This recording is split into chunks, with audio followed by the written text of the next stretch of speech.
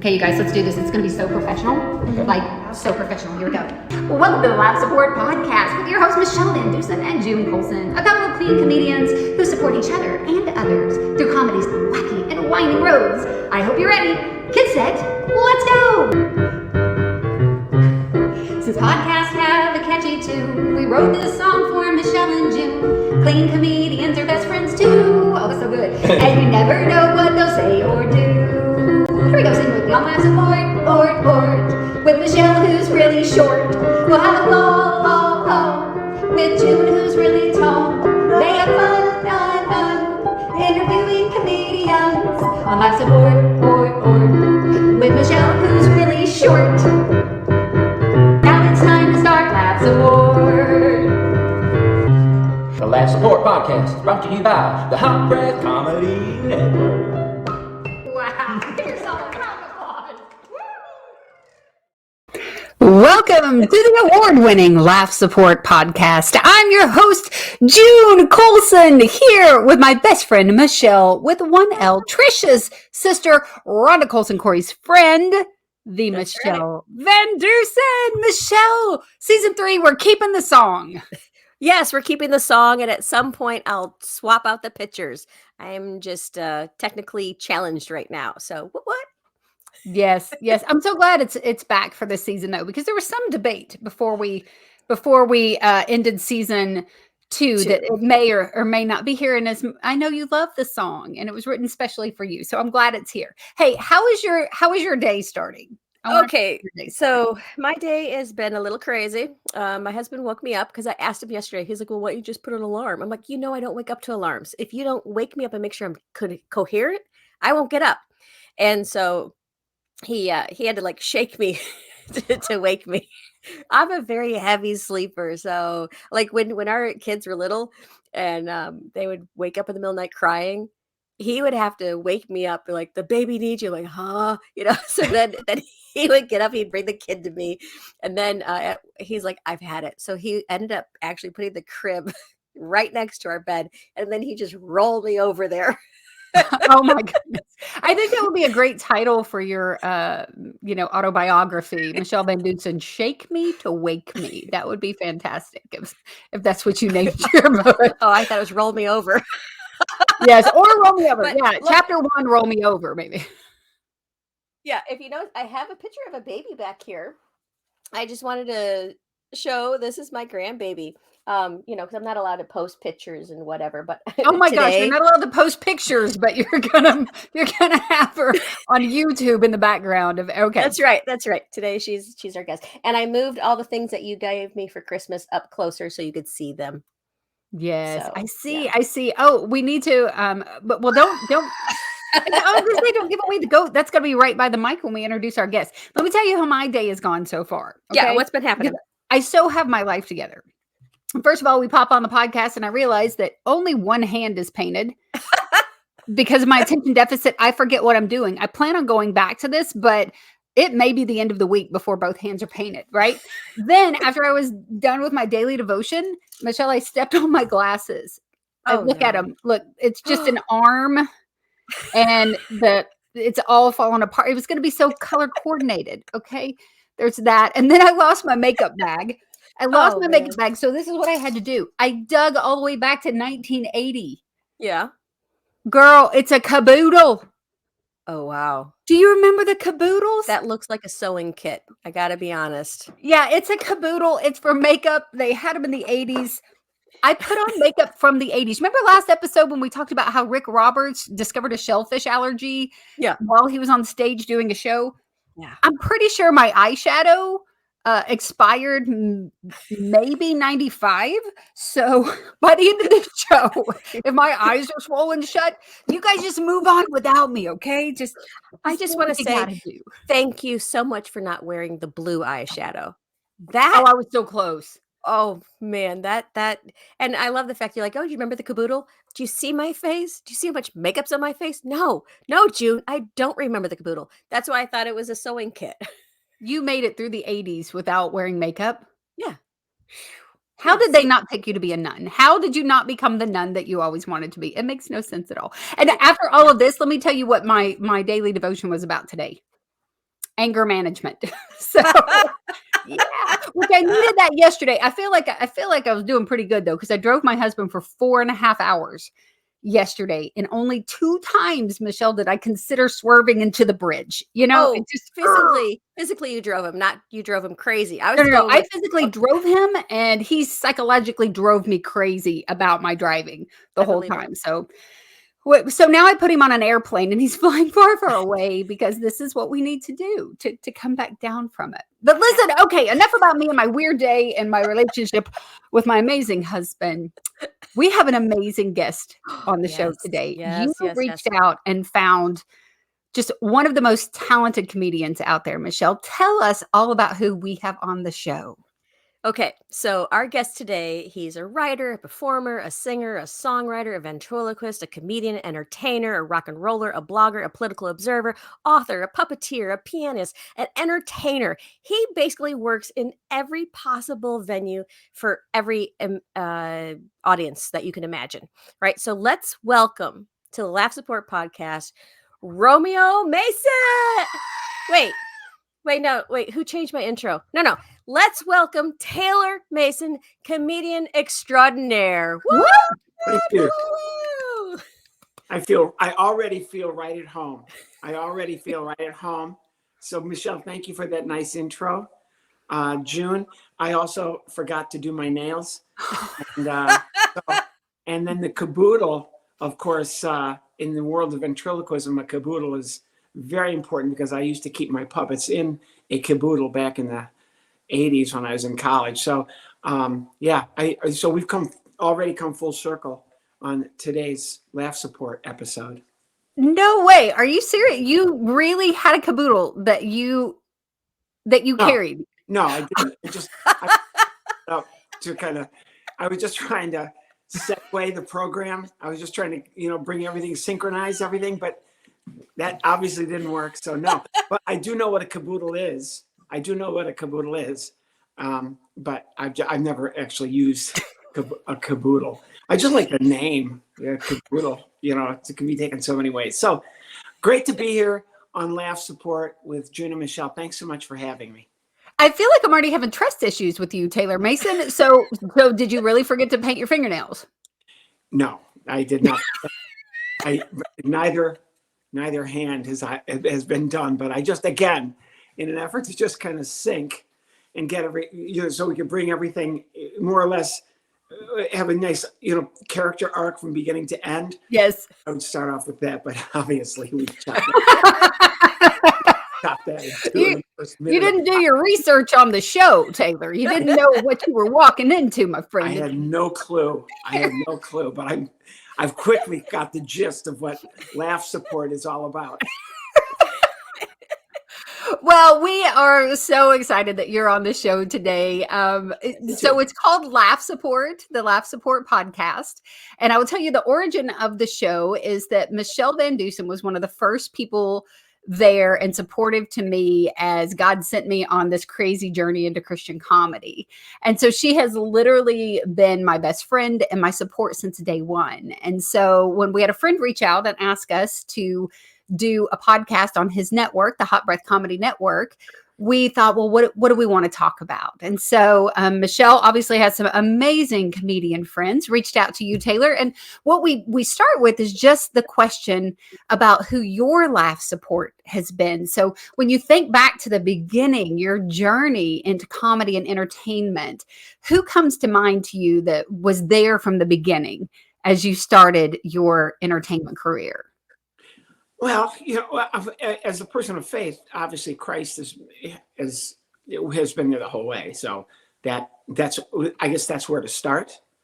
And then related to that, I've had great support and laugh support from family and friends all the way through. You can see where, the Lord's thumbprint has pretty much followed me along the path that has taken me from wherever I started to this laugh support podcast.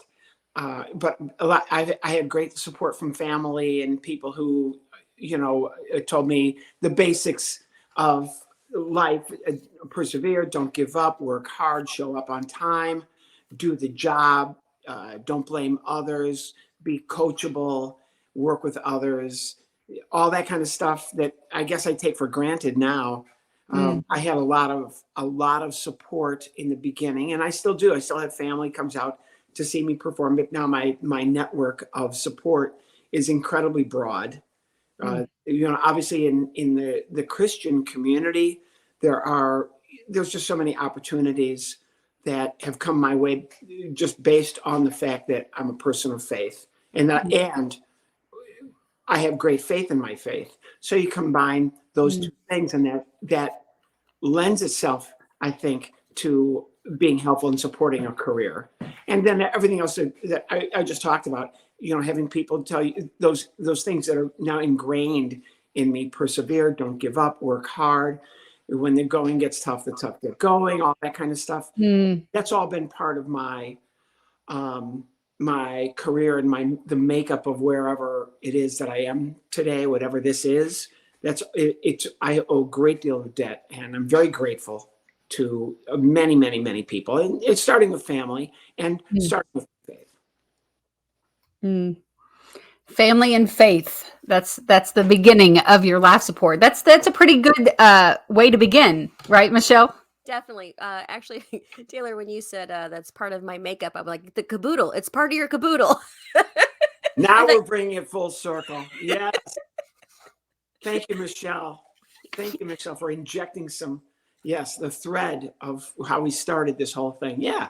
So, but Jen, you're right. You're right. Family and faith are a very big part of, at least the way that's my view of things, and that's how I perceive everything happening and what's going on. And to this day, those are things that I still set incredibly. So I've been doing this while I was in school, so that dates back to the early 1980s, and now it's some 42 years later, and I'm still working. So there has been something positive, more than something. It's a lot has to do with those things, family and faith, and that's a rock that I take for granted. But at the same time, I'm still very grateful for that. I'm still, in my prayer every night at dinner, I'm very grateful for all these things. So you, as Michele listed, you have so many different areas of expertise.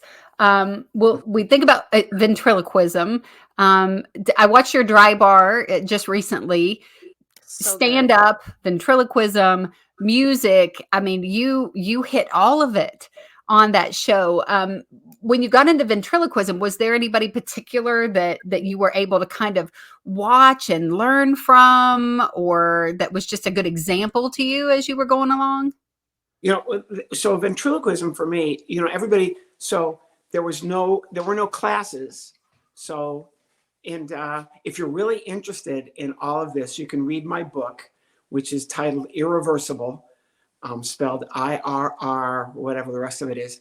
So Irreversible by Taylor Mason. I don't think it's that expensive. You can get it on Amazon, Barnes & Noble. You can get it in bookstores, et cetera, et cetera. And in the book, I talk about my parents, and I'm just going back in time. My parents met in radio in the late 1940s, early 1950s, after World War II, when the United States of America was going through a resurgence politically and financially. And the baby boomer generation was just beginning. And my parents met in radio. Television had not yet taken over.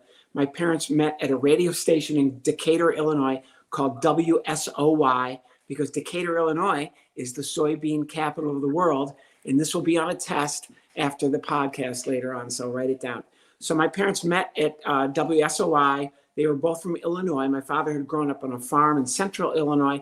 My mom had grown up in southern Illinois, where her mother was a teacher, and her father worked at a mill, which I think that's like saying Kodak or Hitch the Horses. He worked at a mill where they ground flour and whatever. So, and the entertainment for both my father and my mother when they were little was listening to the radio, because during the Great Depression, when they grew up, there was no television, no internet, etc.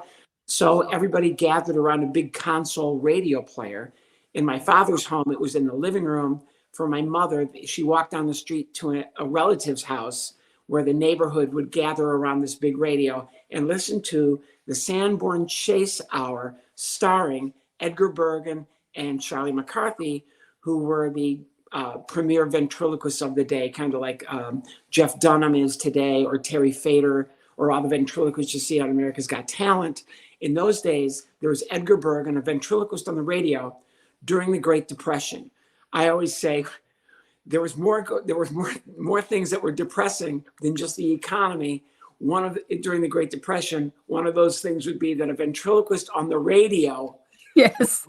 the number one show in the United States of America, which is depressing on levels that I don't want to get into during an upbeat podcast like this one.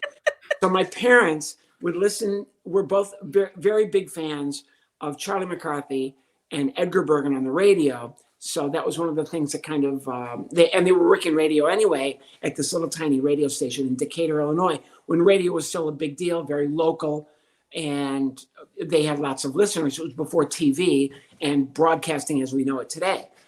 So when I was very little, I had a lisp. I couldn't say the letter F. And I had a speech therapist for an aunt. And I had a grandmother who thought, and this is interesting, that you could overcome your speech impediment by learning ventriloquism. On television was a lady that I used to watch all the time when I was growing up named Sherry Lewis. Oh, I love her. She had a sock on her hand that was named for a farm animal, lamb chop, and another one named pork chop. So she had, Charlie horse, lamb chop and Charlie horse, pork chop being a joke. Anyway, so Sherry Lewis would do this act with socks on her hand, one of them a horse named Charlie horse, the other one a lamb named lamb chop. And I started learning ventriloquism with a sock in my hand to imitate Sherry Lewis so that I wouldn't say the letter F by using my tongue and my teeth. And that worked and set me off on doing a career in show business. So there's your full, background of how and why I got started in ventriloquism. And we can read it all in your book. Yep, I read it. I tell a story about it. When I was little, here's a good story for you. So when I was little, my father, and I think he did this as a bonding. My dad was a deacon in the church, and I think my father did this with me as a bonding. I'd really gotten into sports as a child, particularly Little League and basketball and baseball and football.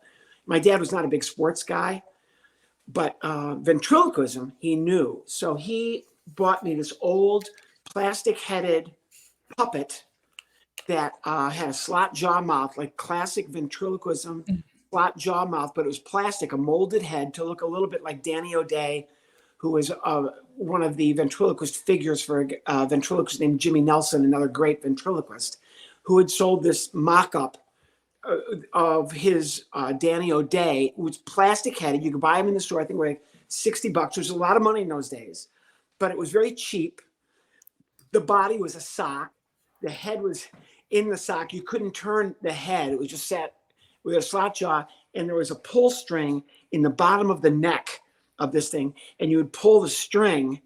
And the slot mouth would open. My dad and I took the whole thing apart, and he built a little wooden body for me, right? For this puppet with, think a block and mortar, pestle and mortar thing, and put with a lathe, made a wooden bottom of the neck. He took the plastic head out of the sock of the original puppet and put like this, a molded half circle that would fit into the block and mortar so that his head could swivel. Put a post in the bottom of that so I could grab it with my hand. Took the string and put a sewer's, like the thumb guard that a seamstress would use. Put that attached to the thread so I could grab the handle inside the body of this puppet and pull the string up and down. The slot jaw would move and his head would now move. Wow. And we dressed it. I made clothes. I learned how to sew from my grandmother. Made these little clothes for this puppet. We named it Ted, which my father thought was the funniest thing in the world, because my dad didn't like Teddy Kennedy. So my dad thought, I didn't know this, I was 10 or 9. My dad thought, oh, we'll name him Ted. Ha, ha, ha, ha. So I write all these jokes for I've never done anything. So I'm 10, 11, and I've got my puppets. So 12 years old now. And I've been practicing, right? Talking without moving my lip. I'm talking, no lip movement. Okay. Wow. So I've learned how to talk without moving my lips. I'm going to go to 7th grade, and I've got homeroom. Never had a homeroom before. I've gone to this little grade school in Clarendon Hills, Illinois. Now I'm going to junior high. I'm going to show everybody my new skill, ventriloquism. So I show up for the bus, first day. Keith and Greg and Dean, 3 of my nemesis from grade school, are a year older than I. They're waiting at the bus stop. I come walking up, first day of school. This is before backpacks. I've got a bag with some, and Keith, Dean, and Greg say, "Hey, what's in the bag?" I have no fear at all. I'm a ventriloquist, I say, and I'm doing a show today in homeroom. And Keith, Greg, and Dean say, "No, you're not. You're doing a show right here on the bus for us." So they have me going on the bus all the way back to where the emergency door is, where it says, "Do not push the Yes. bar." So I stand there. Keith, Dean, and Greg get everybody to watch. And I start doing my act, which is jokes like, "Hi, Ted, how are you?" "I'm good, Taylor." One of my jokes was, I would say to him, "You're so obnoxious, Ted. If you were my kid, I'd kill you." And the puppet says, "If you were my dad, I'd kill myself." That's what so my act is dying the death. I'm in the back, and people are howling with laughter, but they're not laughing with the jokes. They're laughing at inopportune times. They're laughing at me, basically. And it's, I was probably, so it's 1968. And just think about this, 1968. The country is in turmoil, the civil rights movement. They're rioting in the cities. All the world of music is, it's rock and roll. Motown has become very, very popular. And I'm doing an act now in the back of a school bus doing a ventriloquist puppet, which you couldn't get TV stations to do ventriloquism anymore. They were like, it had become a 4-letter word. So now here I am, like, what an idiot. Oh, I'm going to start doing ventriloquism now when it's the least popular art form on the planet. So I'm being heckled unmercifully. And it had such an effect on me that I did not touch that puppet again for like 6 or 7 years. Didn't touch, put it in a closet. I'm never doing that again, right? I mean, it's, when you hear open mic comics, they went to their first open mic and just got heckled, or no laughs for 5 minutes and just flop sweat pouring down, and they just die the death of deaths in show business terms. They feel miserable, right? Yeah. And either I'm going to do this until I get it right, or I'm never doing this again. So I was in the I'm never doing this again. I put Ted in a closet. 6 years go by, and check this out. So I'm at University of Illinois. I'm a college football player. I get hurt badly. All right. This is the 70s. And I get hurt. I hurt my knee badly. I mean, it was on the AstroTurf, the old AstroTurf. And I really, it was on a kickoff. And if you know anything about football, a guy hit my knee and my foot got stuck in the turf. Just blew the knee up. Okay. So now I'm in a hip to ankle cast. And I'm at a fraternity party, Sigma Chi fraternity in Champaign, Illinois. And at a dance, somebody gives me a microphone and says, you can't dance, you can't do anything. Just MC the dance. So they give me a microphone. Actually, you guys, it wasn't even a mic. This is how low tech things were. This is like 1976. They gave me an earphone like what Michelle's wearing right now, those cup earphone like that. Yes. But you plugged at that time the 1/4-inch cable into the microphone input in a sound system in 1976. And then you would talk into the earphone, but because it was so low tech, you have, "Hi everybody," and yes, it amplified in the room. So yes, jokes. I'm making fun of the way people dance. I'm making fun of our football team, of which I was a member, but now I'm hurt, so I can't play. So I'm just making fun of everything. College president, classes. Listen to this. A guy comes over during the party and says to me, This is the moment of life. This was my open mic. This is this is where the Lord opened the clouds. The angel came down, tapped me. This is it. This is your moment. A guy from another fraternity Paul Zimmerman, who I knew from my hometown, said, "Hey, I'll give you $50 if you'll do this at our party next weekend." Oh, Yes. Money. so now I go down there a week later. I'm doing the same thing, but it's a different audience. It's not my fraternity, so my insults are a little bit, they're rough around the edges, let's say. Mm-hmm. So I go home that night with my $50, and I realize, oh my gosh, I'm going to need content. I can't just go out and just off the top of my head say mean things about people that I don't know. Yes. Because they're going to say, wait, we paid this guy to tell me that I'm fat. So I call my mother. Mom, can you go in my closet in my room and send me Ted? So, she goes, and I'm sure she packed it like gently, I'm sure Yes. like in a caboodle. She probably and then sent it, and I started doing parties at the University of Illinois, and I was booked.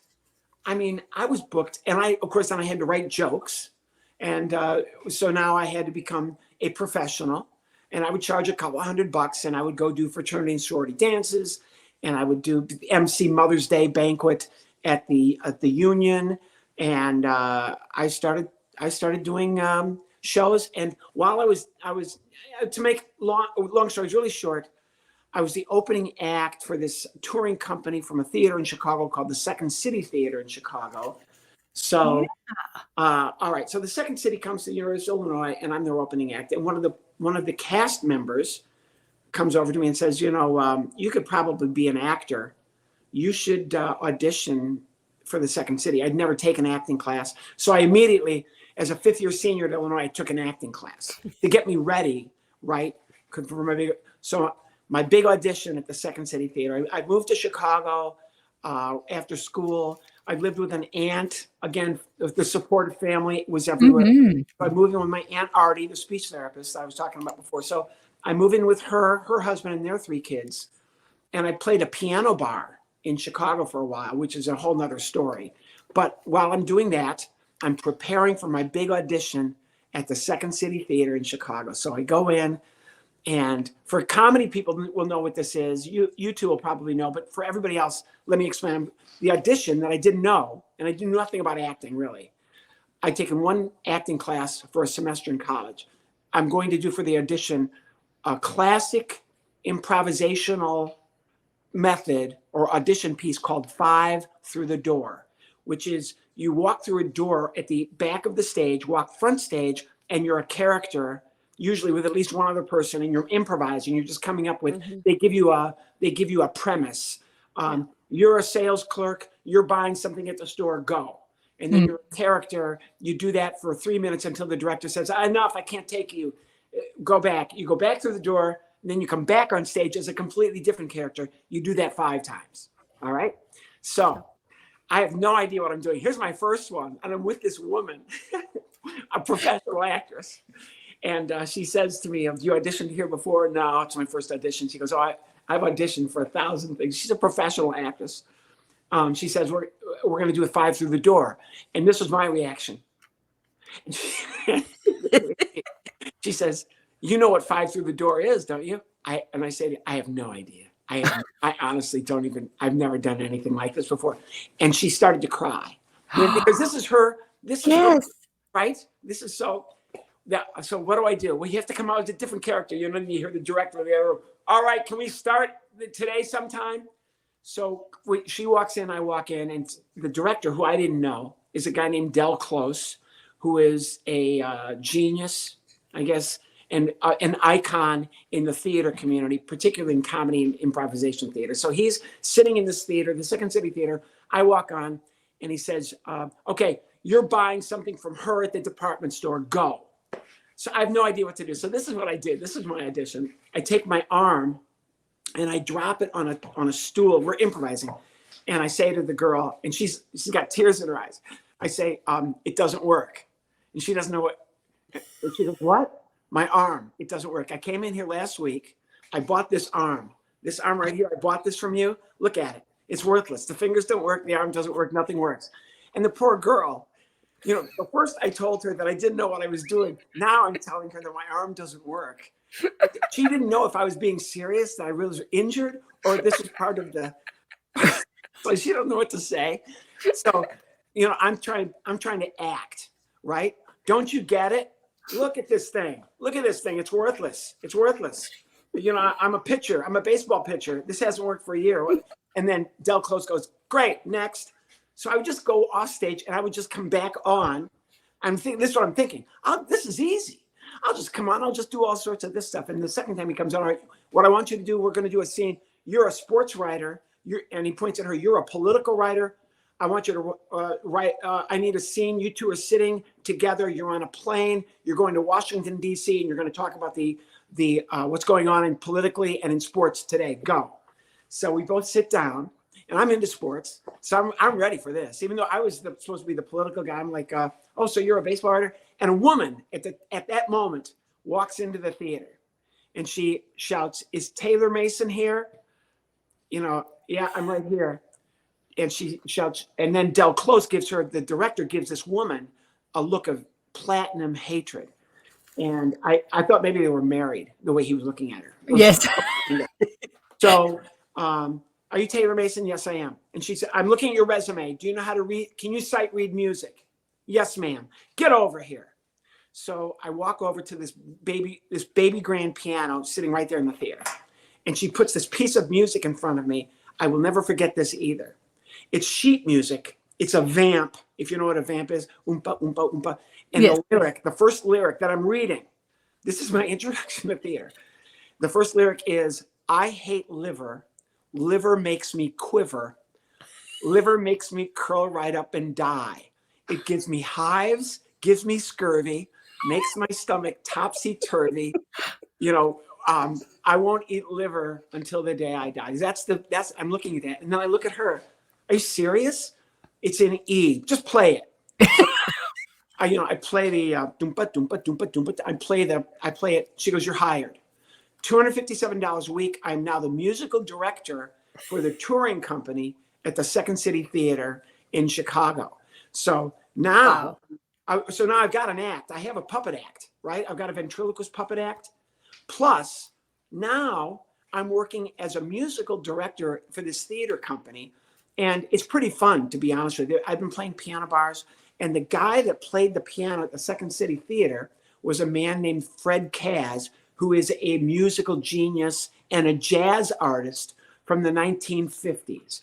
And that's the kind of music he would play for the interludes and, to play like in between scenes. Yes. And to help scenes along. He would put, if it was a scene on stage about dogs, he would play How Much Is That Doggy in the Window on the piano in a jazz or blues or rock format, right? Wow. I am from a new generation, 60s and 70s. What are my musical influences? Billy Joel, Elton John, David Bowie, so that's what I do when I'm in the touring company. No jazz. Forget that stuff. I'm playing Betty and the Jets for musical influence. And the cast, they're really into it. And I'm having a great time. One night, I'm at the main theater at the Second City Theater. It's a Monday night, playing the piano, and I'm having so much fun over the piano. I'm just playing whatever. I'm playing Lou Reed's Take a Walk on the Wild Side for one of the scenes. I can't remember what it was, but and I'm singing over the piano. Do do do do do do do do. I'm thinking the riff from this Lou Reed song. There's a guy sitting in the back of the room, and I go back and I'm whining. I'm complaining. Right? It's intermission. And I don't even know who this guy is. Man, I'm stuck over at the piano the whole time here. I just feel like I could do so much more. It's an equity scale pay. I'm glad to have the money. And this guy goes, well, I got a comedy club 2 doors away called Zany's. You come down to my club. I'll let you do whatever you want every night. Once again, the clouds open. The golden, the finger of the Lord comes down. So I go down to this club, June, Michele, Zany's Comedy Club, circa 1984, had been a strip joint. And this guy had run the strip joint until he got married and the strip business had become so seedy in a part of Chicago, the near North Side, that was becoming very upscale. So he had to stop that and move into a new realm. What better than stand-up comedy, which had become like the rock and roll of the 1980s. Mhm. So I went down there. Again, what's my introduction to a comedy? I know nothing about comedy clubs. I'd gone to college. I'd gone to grad school, right? I'd gone to Northwestern University. And I have a master's degree. Then I worked at this theater, which is a feeding ground for Saturday Night Live. It's very nice. It's Second City Theater, very cool, very upscale. Everybody's smart. Now I'm at Zany's Comedy Club. It's a whole different, you've got like the conventioneers in Chicago. They all come out. 80 of them come to the comedy club. They're drinking like crazy. Last time I was here, this was a strip joint. Now there's me. I'm telling jokes about the difference between Cocoa Puffs and Count Chocula. I'm sure they were all sitting there. What? What? Who? Anyway, so they let me do whatever I wanted. This is like, I don't know, 1984, right around in there. And I started working in that comedy club, and I became the house MC there, and seeing 4 or 5, I guess 5 nights a week for, I don't know, a year and a half, 2 years. So, and I met all these people. I met tons, agents, booking agents, the stars of the day, Jerry Seinfeld, Jay Leno. They all came through town. They were playing comedy clubs at the time. And I met and worked with all these people. And I'd expand my act because ventriloquist, you're at this comedy club, ventriloquist. I didn't pay to see this, or it's Chicago. So it's more like, wait a minute. You want me to sit here and I'm going to watch some guy with a puppet on his hand? Now, I'm from Berwyn. And in Berwyn, we haven't been with puppet. You can't even book a puppet show for the kids. So here's my thing for you. Either you get out of town, get something. They were brutal. So I had to come up with, oh my gosh, I'm going to have to come up with. Plus, on top of that, most of the acts, not all, I'll say 70% of the act were very blue. They were very blue. Mm-hmm. Me, suburban. I grew up in the suburbs of Chicago, went to college, worked at a theater. I was a musical director. And so I keep out of the bathroom, out of the bedroom, which in the beginning was kind of tough. But after a little while, what happened was I was so different from all the other acts that it worked. And then a good friend of mine, a comedian named Emo Phillips, said to me, "This would be a great MC in New York City."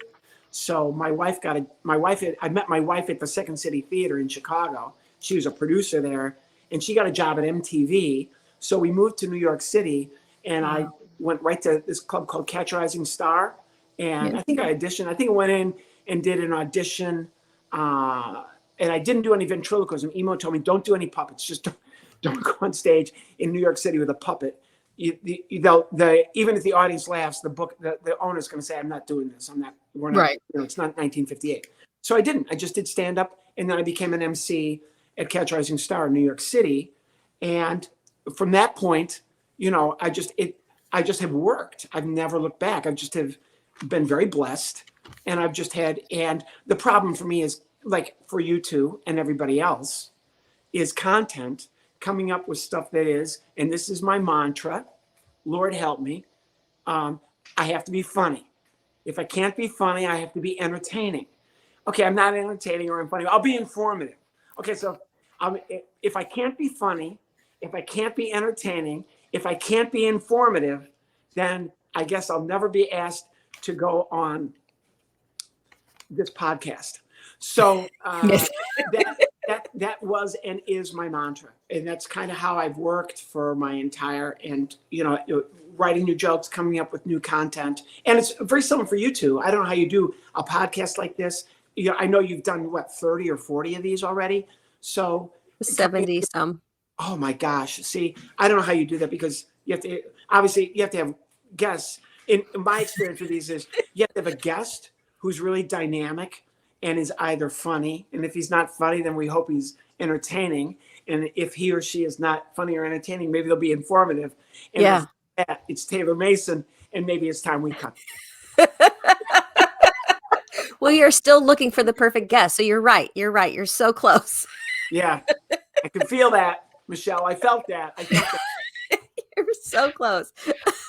Well, I think you've definitely been all of that. You've been funny, you've been entertaining, you've been informative, and you definitely have been the epitome of laugh support. Just thinking about the journey that you've shared with us, and I know that's just a little snippet, right, of where all you've been and the people who've June, been there for you know you. what? And here's what's so interesting about that, Joan. And okay, so let's go, if we go back in time to the 1980s, I did this long rock opera, where I took the Flintstones theme song. It's a cartoon for those of you, for the millennials or whoever's Yes. listening. Yes. The Flintstones had a The classic vitamins, television right? series, Oh. Flintstones, meet the Flintstones, they're a place right out of history. So I took that theme song from my piano bar days and my Second City days, and I juxtaposed it with doing it a la Elton John, Billy Joel, the Rolling Stones, Helen Reddy, whoever I would hear on the radio. I would just, and then I made up words, and that little rock opera that started off as just playing the song, and then I think I did it as like a reggae, and then I did all the classic musician. How many times can I make this song different? And then I just started putting different musicians into it, and that became like a rock opera, and it became like a 20-minute routine. And here's my point. So there'll be people today. I'll be playing. This just happened. I'll be playing a gig somewhere, and somebody will come up to me and say, we drove 80 miles and we wanted to see the Flintstones. I told my wife all about, and my kids all about, that was my favorite bit, and you didn't even do it. Oh, well, I'm really sorry, but that was 1986. 2023. Well, you did something really good when it stuck for that many years and somebody came all that way to see you doing that. But we've learned definitely that your parents, wow, what an amazing laugh support they have been to you and we found that a lot of our guests, their parents were creative people. Imagining your dad designing that puppet for you, the engineering and creative mind that it took for that, to have an aunt who is supportive to you, to have a mom that you could call and go, bring me Ted, that's absolutely amazing.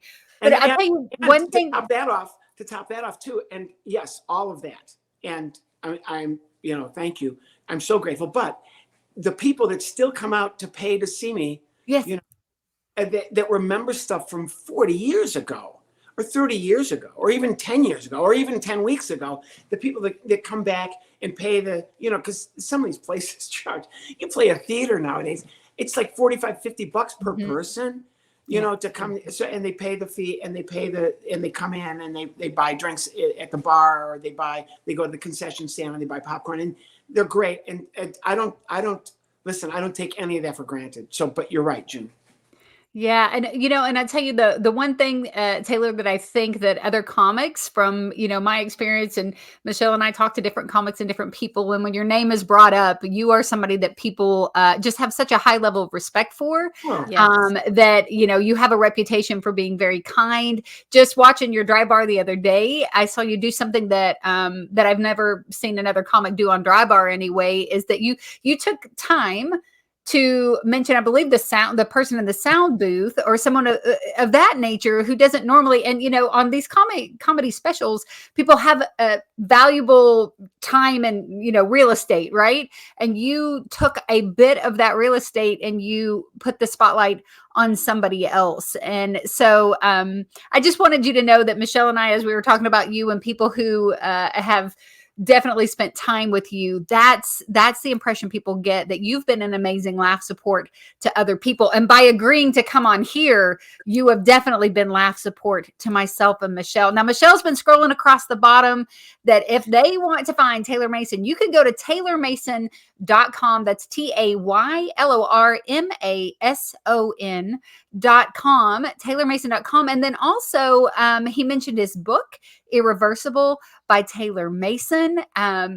You clearly have amazing stories. You've had a fantastic journey. So I want to encourage our guests to check out Irreversible by Taylor Mason. And friends, we are right now broadcasting on pretty much all major platforms. So if you're listening to our podcast and you'd like to watch our podcast, you can actually see us on the Creative Motion Network, Roku TV, and on our YouTube channel. So Taylor and Michele, just bring something home here for me. What an amazing interview. Okay, yes, 100%. And I thought, oh, Berwyn, did my uncles come watch you like that? Because when you were like, oh, yeah, the Berwyn, I'm like, oh my gosh. So, because I grew up outside of Chicago in the suburbs. And so everything you listed and everything you talked about, I need to know, did you ever go to the fudge pot? I never did know about it. Oh, Everybody knows about the fudge pot. You know, if you're from Chicago, if you're from the south side or the southwest side, you've probably been to the fudge pot. It's over there right between Berwyn and Cicero. And used to be. it's on Wells Street. It's like right down the street from where you were working all the time. I'm just saying, you know, if you're going to go to Chicago, you got to visit the fudge pot because it has the best caramel apples ever. And the fudge and the chocolate, it's made right there in a copper pot. I know it's not comedy, but it's food. It's close. It's so close. They go together. It goes. Yeah, I loved everything. Now, when you are creating your characters, did any the characters that you were creating, did any of it come from people that you've come across, or is it just another thing that you're like, oh, you just like, how did you come up with your characters? Like, because you have a pork chop or a pig, right? I've got a pig named Paco who speaks Spanish. My family, I grew up on my uncle Art had a birth to slaughter hog operation in Grand Ridge, Illinois. Romeo, the male muse, whatever you want to call, is based on every middle act I've ever worked with in a comedy club. Male middle act, cisgender male. So that's Romeo. Let's see. There's another pig named Ramon, who is very shy and scared to death of everything, mostly of being eaten. He's a pig. There's a penguin who is bitter and angry because he's a bird, but he can't use his wings. So how unfair is that? But during my program, what I usually do is have a person come up out of the audience and help the penguin move his wings and fly and walk around and do stuff. So he kind of like my career, he is helped by somebody buoyantly helping him, to achieve his goals. What else? A lot of times I bring people up out of the audience and I give them my ventriloquist figures, which is blasphemer in the ventriloquist community. But a lot of times I'll bring people up out of the audience and I'll let them manipulate or work with the puppets while I try to fit the words into the puppet's mouth. And so, I had a children's TV show called Taylor's Attic. I think there were probably 20 puppets on that. So I don't know, I've created hundreds over the years of puppets. But I boiled it down to the essentials right now that I use in my live performances. Okay, so can we find Taylor's Attic on YouTube somewhere? I think so. I think the Christmas episode is on there. That's another podcast to talk about Taylor's Attic. That was a lot of fun. Met some great people and worked with that show. We actually won a local Emmy Award. So it was a lot of fun, but that's another podcast. Okay, good, because I have a grandbaby now, and I'm like, okay, here's a show you can watch. Yes. So like Taylor's Attic. Okay, cool. Very, very cool. Thank you so much for coming and joining us today. We really appreciate it. So informative. And again, check out taylormason.com. You can find out. Does it also post on there, like where you're performing? Because I know like you do a lot of cruises and stuff. I do a lot of work I work for Disney, and I work a lot for Disney cruises. And my schedule is usually posted on there. After the pandemic, I stopped posting stuff because people just got so, people are very nice, but people also, if stuff falls out or something happens, and I think all that's on there right now are Disney cruises and my personal appearances.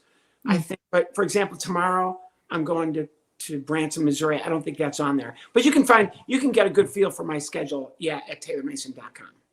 All right, very, very Well, Taylor, thank you so much for being here with us. I know you have places to go, people to see, things to do, puppets to talk, and maybe a caboodle to pack. We don't know. There it is. There it is. Well, y'all, that's going to be it for this episode of the Laugh Support podcast. As I always tell you, Jesus and Junebug loves you. And Michelle, close it out. How do billboards communicate? Do you guys, anybody know? Anybody know? No, Michelle. Through sign language. Woo! Amen. Thanks for listening. We'll see you next time.